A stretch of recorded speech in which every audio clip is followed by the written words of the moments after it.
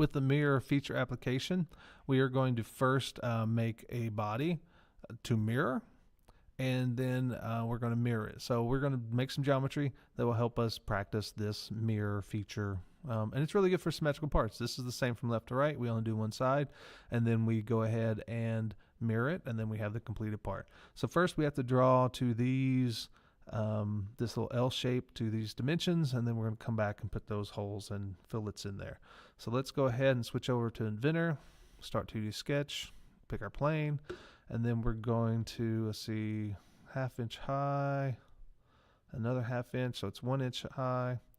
Okay. And so then we'll draw our line here, so we can click and we'll say, you know what, that's supposed to be 1 inch high. And then this is 0.5. And this is 0.5. Oops.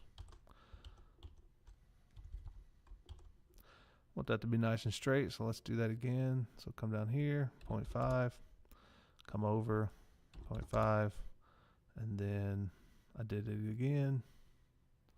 We'll go ahead and just leave it there. So we have those chosen.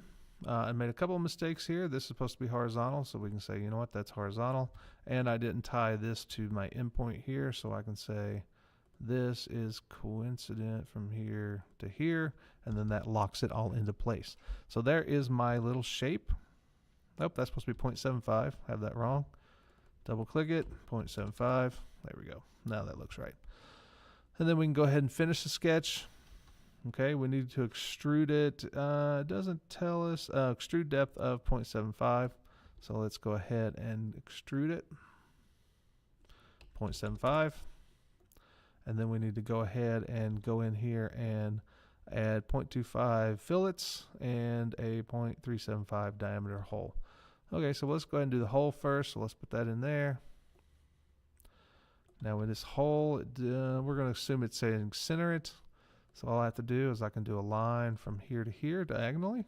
And then suddenly, all right, right click, say construction.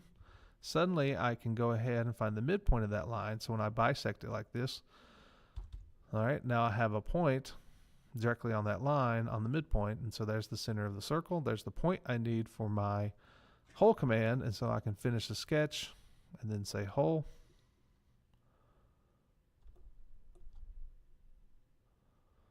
And Inventor's thinking about it, and so I want this hole to go all the way through, so we can say through all. This size needs to be 0.375, and that is my hole. So I have a hole command, and then I need to do my fillets. So I'll click fillet. I'm going to say the radius is 0.25. I'm going to say I want this edge. And Inventor once again is still thinking about it, and I want this edge.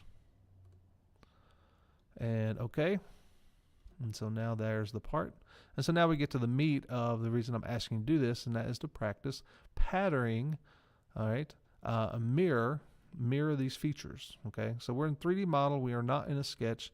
We're going to click on mirror, and then I want to mirror around features. All right, so I'm going to click the features that I want to mirror, which is extrusion 1, hole 1, fillet 1. Then I'm going to say my mirror plane, I want to mirror there, and hit OK. And then now suddenly, as soon as the Inventor starts thinking about it, now I've mirrored that, and now I have a completed part.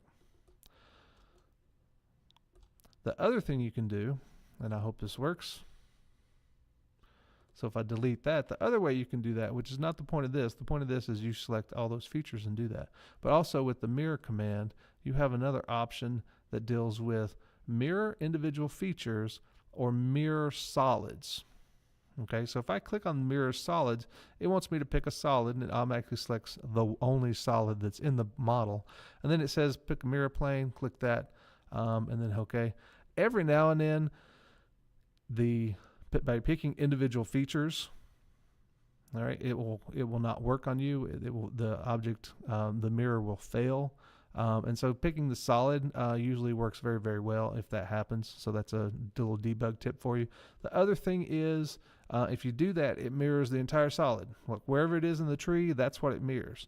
With if we mirror via features, individual features, then, you know, I could say, you know what, I need a hole over here, but not over here. So I'm going to mirror the extrusion and I'm going to mirror the fillets, but I don't want the hole. All right. And then when I select my mirror plane, all right, it's going to mirror everything except for the hole because I left it out. So maybe my part's shaped like that. All right. And then, so that's why using the mirror feature is very handy.